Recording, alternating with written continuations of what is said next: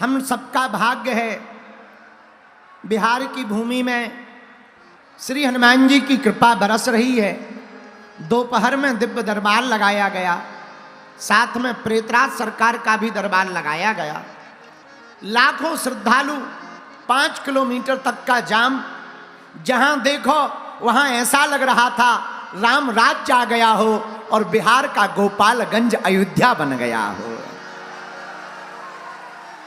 अभी जब हम गाड़ी से निकले, किनारे पर खड़े सब पागल, छोटे छोटे बच्चे, छोटे छोटे भाई, हमारे परिवार के सदस्य, हमारी माताएं बड़ी श्रद्धा पूर्वक हाथ जोड़कर खड़ी रहीं। हमने देख करके मन में हमारे गदगदता हुई और हमने कहा बताओ तो, लोग कहते बिहार बिछड़ा है, लोग कहते बिहार पिछड़ा है, हमें तो लगता है बिहार जैसा दिल दुनिया भारत में किसी कोने में नहीं है। ऐसी श्रद्धा, ऐसी भक्ति। तब तो हमें पता लगा कि राम जी यहां ब्याह क्यों किए हैं और जानकी माता जी यहां प्रकट क्यों हुई हैं। क्यों? क्योंकि बिहार वालों के पास कुछ हो या ना हो, पर आस्था बहुत बड़ी है, भरोसा बहुत दृढ़ है। एक बार जोरदार ताली बजा करके सभी बिहारी वासियों को धन्यवाद दो। रात के 6:30 बजने वाले हैं, फिर भी देखो तुम धूल धुआं उड़ रही है। जहां देखो वहां पागल खड़े। यहां तो अंधेरा ही मचा है, दिखाई नहीं पड़। अरे भाई तुम अपनी मोबाइल की लाइट ही जला लो, मोबाइल की लाइट जला लो। इधर भी खड़े, जहां तक नजर मारो वहां सब बागेश्वर धाम के आर देखो तो अभी भी टावर पे चढ़े हैं। अरे भैया अब रात हो गई, अब तो उतरे आओ। गजब है भैया। जय हो बिहार वालों, जय हो जय हो जय हो। वाह। आज का तृतीय दिवस का यह सत्र, ठीक है मोबाइल अंदर कर लो नहीं तो चोरी हो जाए। डाल लो अंदर, आओ। आज की तृतीय दिवस का सत्र हम लोग प्रारंभ करते हैं। बोलो हनुमान जी महाराज की, बागेश्वर धाम की, सन्यासी बाबा की, दादा गुरु जी की, चमीटा वाले बाबा की। एक हमको सूचना आई, पहले वो पढ़ दें। किसी व्यक्ति के द्वारा गलत न्यूज चला दी गई है कि बागेश्वर महाराज के ऊपर हमला हुआ है। यहाँ के पुलिस अधीक्षक महोदय एसपी साहब ने यह संदेशा भिजवाया है। हम इस मीडिया के माध्यम से और मोबाइल के माध्यम से और बागेश्वर धाम चैनल के माध्यम से जो सुन रहे हैं, इस प्रकार की अफवाहों वाली बातों से और न्यूज़ों से आप बचें। यहाँ सब कुशल है, बिहार में बहार है, बिहार में आनंद है, क्योंकि यहाँ लाखों सनातनी बैठे हुए हैं।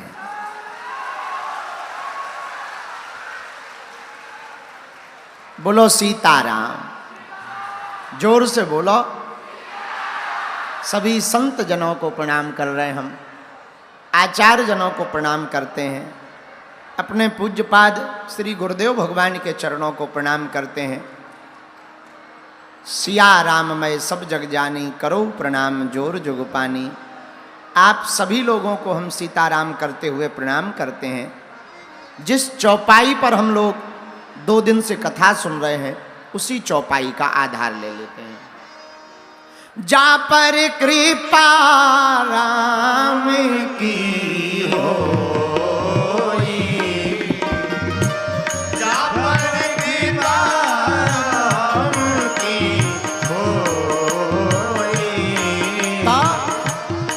पर कृपा करे सब कोई,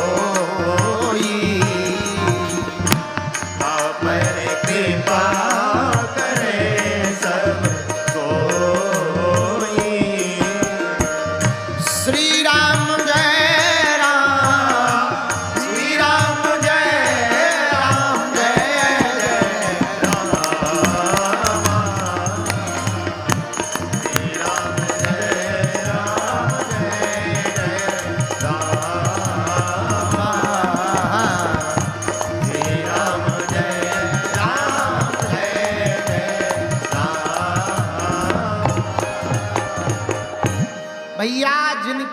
पर राम जी की कृपा होगी उस पर सभी कृपा करेंगे, ये चौपाई का अर्थ है।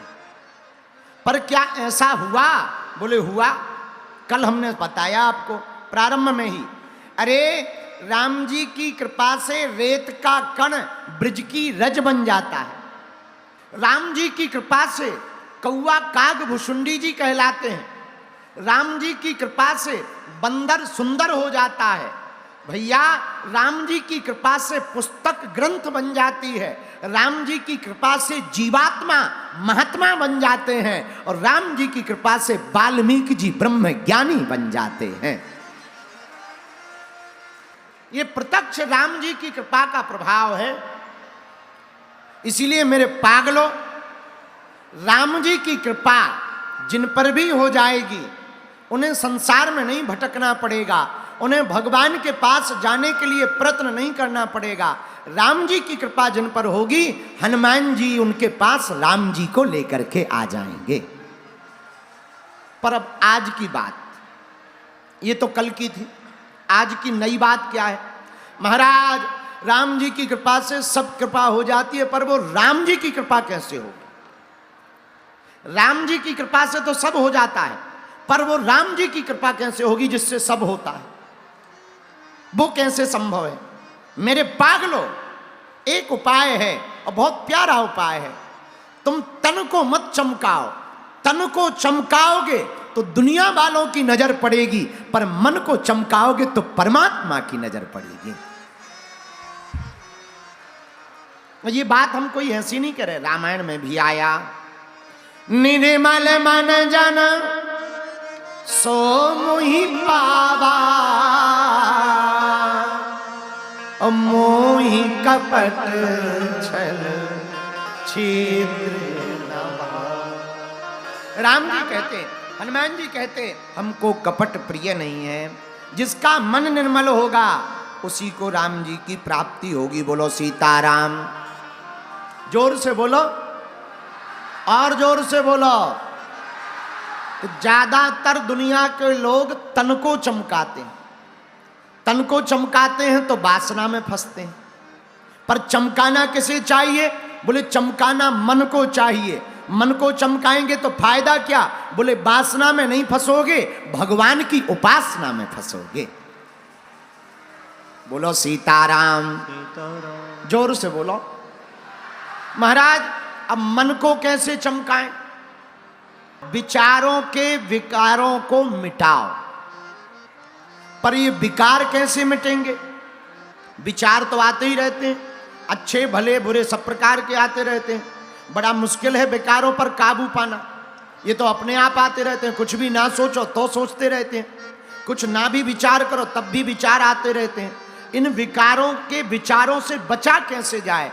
विकारों के विचारों से बचने का एक ही उपाय है भैया, अपने विचारों को भगवानमय बनाओ, अपने मन को राममय बनाओ और अपने जीवन को राममय बनाओ। अगर जीवन राममय होगा तो मन राममय होगा, मन राममय होगा तो विचार भी तुम्हारे राममय हो जाएंगे।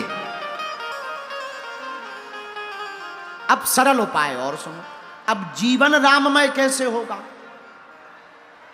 तो हनुमान जी की पद्धति अपना लो।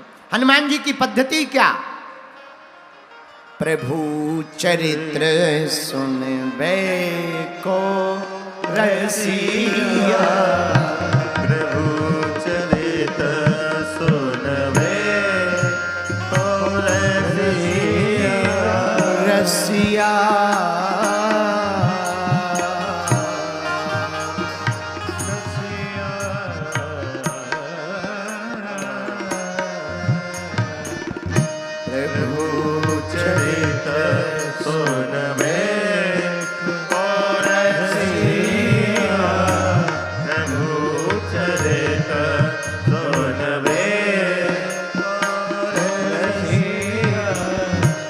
राम लखन सीता मन बसिया, राम लखन सीता मन बसिया, राम लखन सीता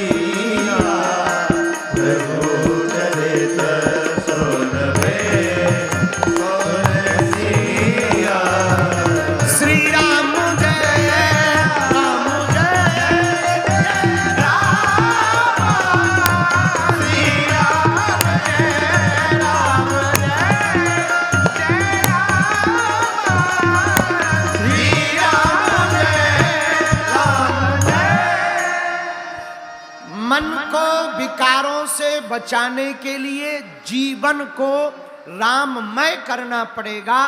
जीवन को राममय करने के लिए हनुमान जी के चरित्र पर चलना पड़ेगा। हनुमान जी के चरित्र पर चलने के लिए सबसे पहले जीवन में हनुमान जी के चरित्र को सुनना पड़ेगा।